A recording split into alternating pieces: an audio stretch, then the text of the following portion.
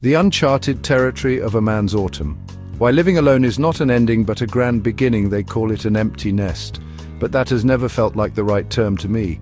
A nest suggests something small, woven and fragile, built for the singular purpose of nurturing others before they fly away.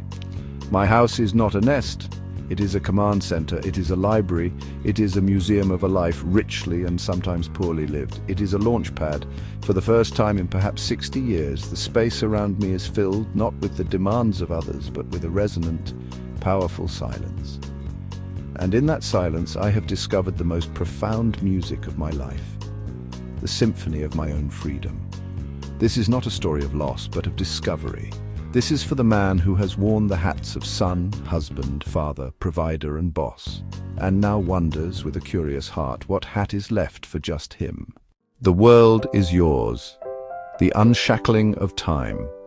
There is a liberating shock that comes the first morning you realize your time is entirely your own. No school runs, no packed lunches, no frantic search for a matching sock that isn't yours. The parade of obligations that once dictated your every waking minute has finally passed. The quiet can be deafening at first, a void where noise used to be, but then you learn to listen to it, and you hear something incredible, possibility. The poet John Donne wrote, "No man is an island," and he was right about our need for connection. But what he didn't mention is that every man deserves a time to be his own continent, a vast unexplored land of his own making. This newfound freedom is the chart to that land. You can eat breakfast at 10 a.m. if you feel like it. You can spend 3 hours in the hardware store, not looking for a specific bolt, but just admiring the sheer potential of all those tools and pieces of wood. You can sit in your favorite chair with a book and read the same paragraph 5 times because you're not reading for comprehension. You're reading for the sheer pleasure of the words. The world, in its schedule and its demands, no longer owns you. You are now its curator. The weight and wisdom of accumulated experience. This freedom is not the naive, reckless freedom of youth. That was a freedom of ignorance, a glorious charge into the unknown with no map and no understanding of the cliffs ahead. The freedom of an older man is a freedom of experience. We have the maps now. We drew them ourselves in ink and sometimes in blood. We know which paths lead to beautiful vistas and which lead to swamps. This hard-won knowledge is our greatest asset. We have learned that a perfectly mowed lawn is less important than a conversation with a friend. We know that winning an argument often means losing respect. We understand that the most valuable thing you can give someone is your full, undivided attention. These aren't abstract ideas. They are truths forged in the fires of failure and success. This accumulated experience means we no longer waste our precious time on pretense, on envy, or on pursuits that do not feed our soul. We can finally separate the wheat from the chaff with an expert eye. This is where true self-confidence is born, not from bluster or bravado, but from the quiet certainty of a man who has been tested. He knows what he can survive because he has already survived it. He knows his worth is not determined by a title on a business card or the balance in his bank account, but by the integrity of his handshake and the peace in his own heart. As the great tennis champion Arthur Ashe once said, "True heroism is remarkably sober, very undramatic. It is not the urge to surpass all others at whatever cost, but the urge to serve others at whatever cost."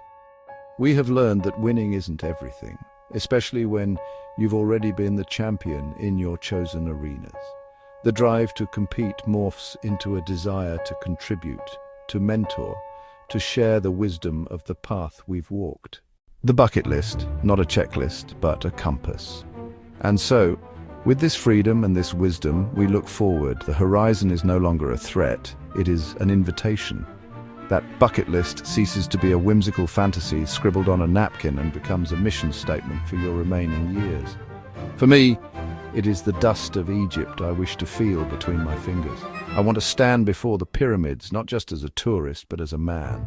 I want to lay my hand on those ancient sun-baked stones and feel the immense weight of time, a weight that makes my own 70-odd years feel both infinitesimally small and incredibly significant. I want to walk the stones of the Forbidden City, to imagine the whispers of emperors and courtiers that still seem to linger in the air.